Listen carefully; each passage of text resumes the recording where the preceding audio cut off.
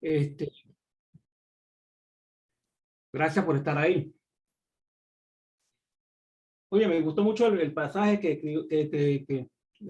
el versículo del día. Dice, porque debiendo ser ya maestros, después de tanto tiempo, tenéis necesidad de que se os vuelva a enseñar cuáles son los primeros rudimentos de la palabra de Dios. Bien. Es interesante porque conocemos a quién se le está dirigiendo la carta de los hebreos por primera vez. A veces nos ponemos a indagar quién fue el autor y se entra en polémica, y también quién fue los receptores de esta carta, pero a veces descuidamos cosas como esta, ¿no? Porque ellos ya tenían que ser maestros precisamente porque conocían mucho la palabra de Dios, porque ellos eran judíos, por eso se llama la carta de los hebreos, que nacieron conociéndola. Deberían de ser maestros completamente. Interesante esa parte, hermanitos. Bueno, corresponde el capítulo 5 de este libro hermoso, y me gusta como introducción el versículo 12 del capítulo 4. Dice, porque la palabra de Dios es viva y eficaz, y más cortante que toda espada de dos filos, y penetra hasta partir el alma y el espíritu, las coyunturas y los tuétanos, y discierne los pensamientos y las intenciones del corazón. Es un versículo clave en esto, porque nos dice que la palabra de Dios es viva, no es muerta, no es palabra muerta, y es eficaz, o sea, es eficiente, sirve para mucho. Entonces, es interesante para los receptores también. Hay igualito como el predicador, el pastor que escribió la carta a los hebreos, cita en el primer versículo del capítulo 1 que Dios, habiendo hablado de mucha manera a los padres por los profetas, en estos postreros días nos habla por Jesús. Y Jesús es el quien está hablando. Hay una gran diferencia entre los primeros cristianos que recibieron esta carta con nosotros. ¿Cuál es esta diferencia? De que ellos conocían la palabra de Dios de la A hasta la Z. La conocían de fondo. Y nosotros pues estamos cada día aprendiendo a ella. Lo que sí nos parecemos a ellos es que ellos estaban en el momento que recibieron esta breve exhortación que dice el escritor de los Hebreos, es que ellos tenían problemas de persecuciones, de desánimo, de querer abandonar el camino, deslizarse. Y en su efecto también algunos hermanos que se decían ser cristianos y no lo eran, o sea, con doble cara. En eso quizás nos podemos parecer nosotros a ellos, porque vivimos también situaciones donde a veces por el pecado y a veces por cuestiones que a veces sin importancia, queremos abandonar el camino al cual debemos estar siempre obedeciendo, que es a Jesús. Entonces la pregunta que está en el aire siempre cuando leemos el libro, ¿estamos escuchando a Jesús? Entonces el predicador el escritor de los Hebreos, dice que Jesús es superior a cualquier cosa que hay en este mundo y en el universo. Es superior a los ángeles. Es superior a Moisés, para ellos que lo conocen como es debido. Es superior a la ley. Es superior a la tierra prometida. Es superior al día de reposo. Pero en el capítulo 5 nos dice algo maravilloso. Jesús no es que sea superior, sino que es nuestro sumo sacerdote. Y con una nueva orden. Porque Jesús no viene con la orden que establecieron con Moisés, que era la orden de Aarón y los levitas, sino que esta nueva orden es una orden superior según la orden de Melquisedec.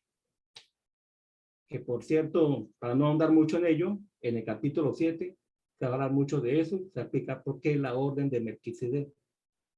Pero en el versículo 15 del capítulo 4 nos introduce a Jesús, porque no tenemos un sumo sacerdote que no pueda compadecerse de nuestras debilidades, sino que uno que fue tentado en todo según nuestra semejanza, pero sin pecado.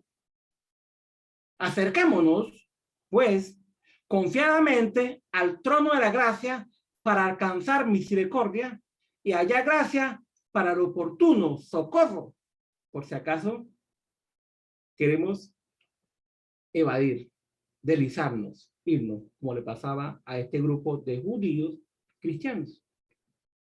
Ahora, ¿qué es un sumo sacerdote? Nosotros conocemos que es un sumo sacerdote. Es que el único hombre en todo el universo que podía estar ante la presencia de Dios una sola vez al año para ofrecer sacrificios por el pueblo y por él mismo. Ya hemos hablado mucho sobre eso, de lo que él hacía ahí, rociaba la sangre por el día, se llamaba día de expiación, rociaba la sangre de un corderito donde estaba el lugar santísimo, donde está el arca, un cofre de madera de cubierto de oro con unos querubines, y dentro de ella estaba la tabla de la ley. Esa era la cuestión que él hacía, pero expiaba los pecados de él y de todo el pueblo, y una sola vez al año. En el capítulo 5 nos dice cuáles son las características de este sumo sacerdote. O sea, cuáles son las cosas que debe haber en él para que pueda hacer ese trabajo. Dice, versículo 1, porque todo sumo sacerdote tomado de entre los hombres, primera característica, tomado entre los hombres, vayamos pensando en Jesús. Pensemos en Jesús, porque todo sumo sacerdote tomado entre los hombres es constituido a favor de los hombres en lo que a Dios se refiere, para que presente ofrendas y sacrificio por los pecados. Entonces, es tomado entre los hombres y va a representar al pueblo ante, para que se muestre paciente con los ignorantes y extraviados. O sea, un hombre con sensibilidad que sepa tratar a los que son ignorantes y a los que son extraviados. Porque dice, puesto que él también está rodeado de debilidad. Interesante, ¿verdad que sí? Tiene que ser un hombre paciente, saber tratar a los ignorantes y a los extraviados. O sea, no tiene que ser un patán. Digo alguien por ahí, no tiene que ser un patán, tiene que ser alguien que tenga sensibilidad porque él está en la misma condición como hombre. Y por causa de ella debe ofrecer por los pecados tanto por sí mismo como también por el pueblo. Y la otra característica dice ahí, y nadie toma para cierta honra, sino que es llamado por Dios, como lo fue Aarón. Entonces, llamado por Dios, ¿está bien? Entonces, tiene que ser entre el pueblo, entre la humanidad, va a representar al pueblo ante Dios, tiene que ser paciente y saber tratar a la gente, y sumado a eso, tiene que ser escogido por Dios. Imagínense, Jesús, conocemos, por lo que hemos estudiado, que Jesús es Dios que vino y se hizo hombre. Y se hizo hombre y se hizo carne para tomar ese cargo de sumo sacerdote, para representarnos ante Dios. Por eso dice el versículo 15 del capítulo 4, Porque no tenemos un sumo sacerdote que no pueda compadecerse de nuestras debilidades, sino que uno que fue tentado según nuestra semejanza, pero sin pecado. Jesús se hizo también débil para igualarse a nosotros y poder optar ese cargo de sumo sacerdote. Y fue Dios que lo escogió.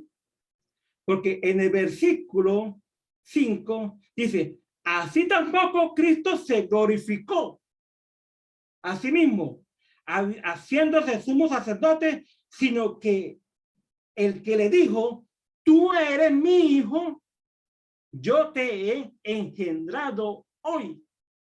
O sea, Dios lo está nombrando a él. Ya ese versículo lo hemos leído anteriormente, creo que en el capítulo 1, para decir que Dios escogió a Jesús y que a ningún ángel lo ha tratado como un hijo que es su heredero y que lo ha engendrado él.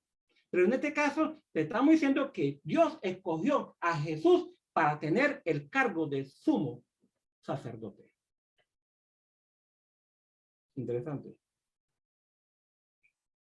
Fue Dios que lo escogió. No fue Cristo que no, yo quiero ser el sumo sacerdote. No, fue Dios el que lo escogió. Y como también se dice en el versículo 6, en otro lugar, tú eres sacerdote para siempre según el orden de Melquisedec. Bonito. Dios lo escogió, Dios lo tenía en la gloria, bajó, se hizo hombre, vivió con nosotros, vio nuestras habilidades, sintió todo lo que sentimos nosotros. Por eso que la invitación es que nosotros, aunque tengamos situaciones adversas, tenemos que seguir siendo obedientes a Dios, fieles. Entonces, él es escogido por Dios para optar este cargo de sumo sacerdote.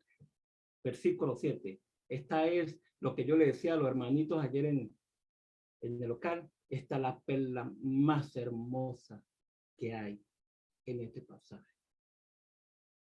Dice versículo 7. Y Cristo, en los días de su carne, ofreciendo ruegos y súplicas con gran clamor y lágrimas al que le podía librar de la muerte. Eso es allá en el monte de Getsemaní, ¿verdad que sí? Ustedes lo conocen todos. Ustedes son unos maestros de la ley, unos maestros de la palabra de Dios.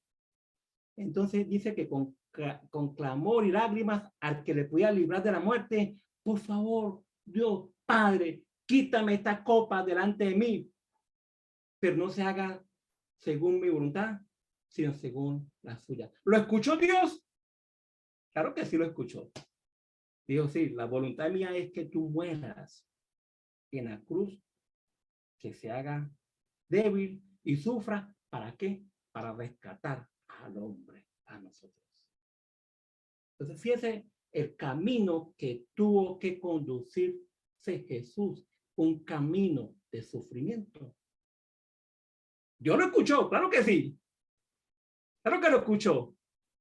¿Por qué lo escuchó? Porque lo libró de la muerte y lo resucitó. Ese gran éxito que tiene Jesús, por eso fue llevado a sentarse a la diestra del Dios Padre, a exaltado y a ponerse por encima de todo lo que hay.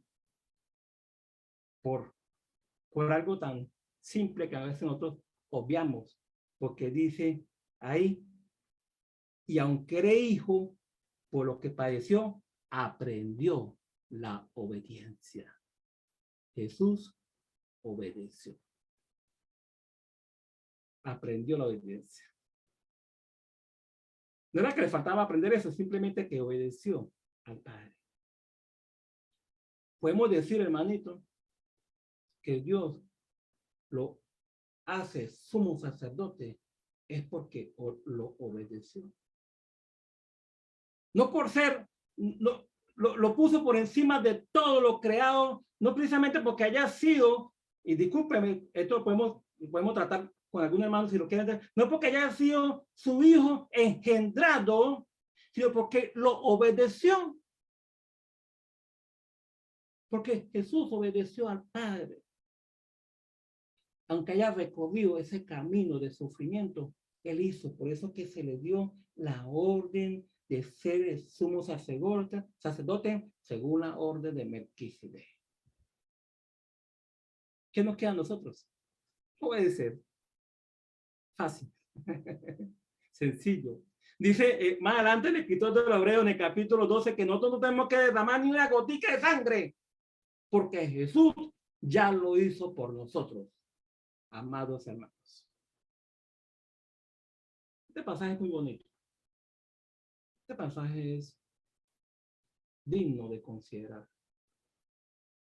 En el capítulo 7, el escritor hace una especie de paréntesis en el capítulo, al final, en el capítulo, el versículo 11, el capítulo 5, hasta el capítulo 7, para enseñar otra cosa. Pero en el capítulo 7 empieza a hablar por qué Jesús tiene la orden según Melquisedec como sumo sacerdote.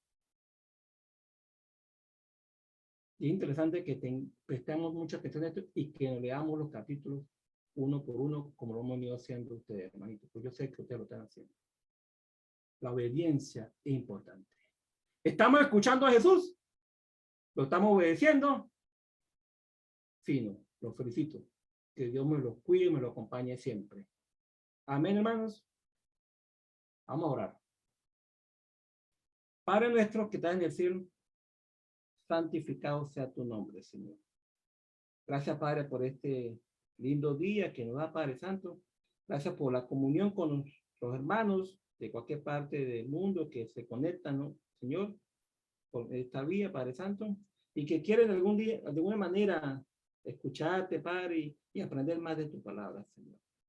Gracias por los hermanos, por los líderes nuestros aquí, como Alberto Hernández, Mario, y todos los hermanos, Gustavo Prato y nuestro hermano Roberto Miranda, que nos enseñan y hacen que nuestra vida sea más entendida para convertirnos en verdaderos maestros de tu palabra, Señor. Gracias por ello, Señor. Guíanos, Señor, y que tengamos un lindo y hermoso fin de semana en tu compañía, Padre Santo. En nombre de Cristo Jesús. Amén. I love you.